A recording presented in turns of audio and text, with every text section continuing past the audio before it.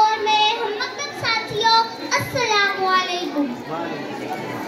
आज मैं आपके सामने दौरे हासिल के तकाज़े के उन्वान पर लबकुशाई की जिसारत करूंगी।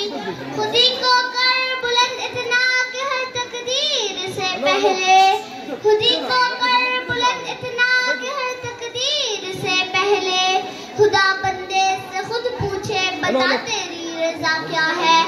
ये बात वाज़ेह है कि आज के पाकिस्तानी को बेशुमार मुश्किलात का सामना है, मगर हमारे पुख्ता नेस्तो नाबूद कर सकते हैं, क्योंकि मुसलमान वो शाहीन है जो तुम दिए बादे मुहालिफ परवाज करता है।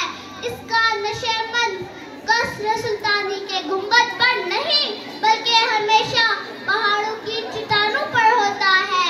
ये मुर्दा शिकार नहीं खाता, बल्कि हमेशा बुलंदी की तरफ परवाज करता है।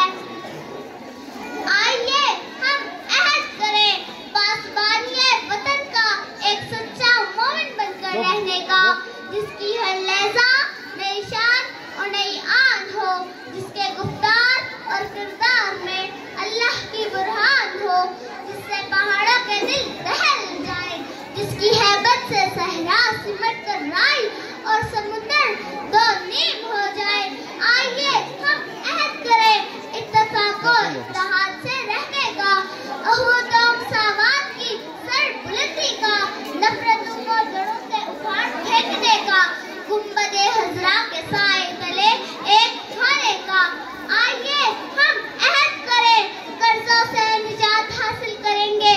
हम सब मकरूज हैं, हमारे मुल्क का हर एक पैदा होने वाला बच्चा मकरूज है, लेकिन हम कायद की सुनहरी गोल ईमान, इत्तेहाद, तंजीम के उसूलों पर अमल पैरा होकर अपनी मंजिल मकसूद को पा सकते हैं।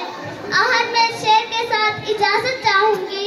यकीन मुहकम अमल पे हम मोहब्बत पाते हैं आलम, यकीन मुहकम अमल पे हम मोहब्बत पाते हैं आलम।